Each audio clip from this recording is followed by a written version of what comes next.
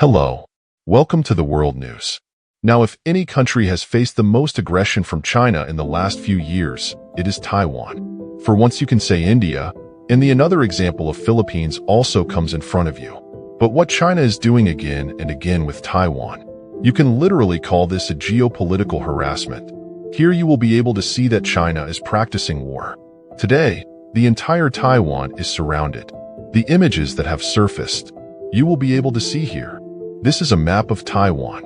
It has been completely surrounded by China's military. Their navy, which is their warships, has surrounded Taiwan. Their fighter jets, these are roaming around Taiwan. Basically, China is telling this to the people of Taiwan, that we can do all this with you, and you won't be able to do anything in response. Imagine how stressful it must have been for the people of Taiwan. How mentally stressful must you be? We know that China's military budget is high. Their military forces are more well-funded. But if we talk about neighboring country India, Indian military is also very strong. India has nuclear weapons, and if China attacks India tomorrow, China will also have to face heavy losses. But this is not the case with Taiwan. Just imagine how tense the atmosphere will be in Taiwan today. And the most strange thing is the statements that have come from China that they will shed blood. Literally, he has said that whoever talks about Taiwan's independence, his blood will be shed. Here you will be able to see the article. China vows to spill blood from the heads of Taiwan forces. Almost as you can say, very terrorizing language is being used. The situation is very tense these days. And if you are thinking here, all right, this did not happen even in 2022? That China had completely surrounded Taiwan. What was all that? Let me explain this to you. Will you remember in 2022? China had conducted this type of war exercise for the first time, where Taiwan was completely surrounded and bombing was done around Taiwan. What was its reason? There was a speaker of USA at that time, Nancy Pelosi. She was the Speaker of the Parliament of USA. She said that I will go to Taiwan. China gave open warning that if you visit Taiwan, so we will start bombing Taiwan. After that, there was confusion regarding whether Nancy Pelosi will go to Taiwan or she won't go. In the end, the US government said that we support Nancy Pelosi. You go to Taiwan. She went to Taiwan. And after that, China has done a lot of bombing around Taiwan. This level of bombing took place that 1. 2 bombs blast held in the maritime territory of Japan. So what China did in 2022, now they are going one step further and practicing war. And I want to show you its comparison. Here you people will be able to see, this is a red box. This is the bombing of 2022 by the Chinese Navy and the Chinese Air Force. In 2024, here you will be able to note that China has come far ahead. Those areas where China had not entered at all earlier, in 2022, now China is entering there also. You can say that the drills of 2024 are more dangerous. And I have observed one more thing, that this time the military drills, it also has a name. The name is Joint Sword 2024A. This is A is added at the end. This is usually used when you are doing a combat exercise in parts. Now they are doing part A of it. Even they want to extend it.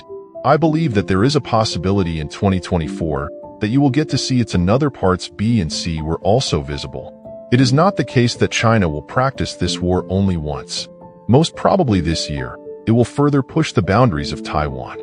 This will test how far the US maintains its tolerance. Now here, obviously, your question will come. As for the reason of 2022, I told you that Nancy Pelosi will be the Speaker of the US at that time. She was adamant that she would go to Taiwan. Then after that, China conducted this war exercise.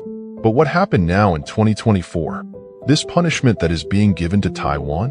What is its reason? See, the reason is very strange. Very strange. Recently, elections were held in Taiwan. Their political party is DPP, Democratic Progressive Party. It has won again. Even before this, they had a president from the same party. Now another new leader has emerged from the same party. He has become the new president of Taiwan. His name is Lai Ching-te. Now Lai Ching-te simply said after the election that China is threatening us.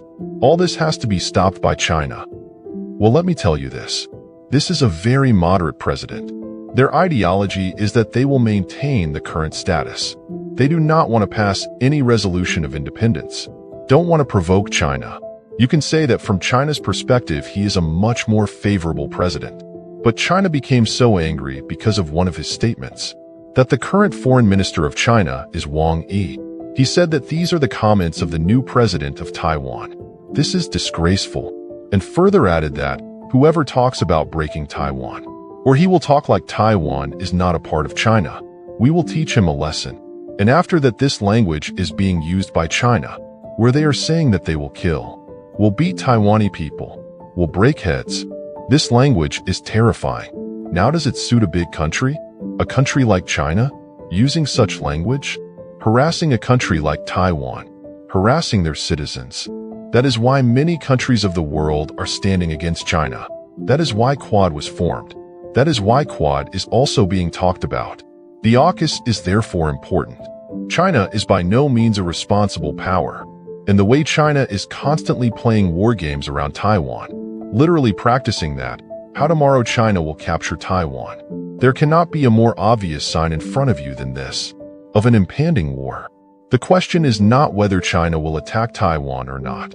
The question is, when will this attack happen? And what will be its impact on the global economy?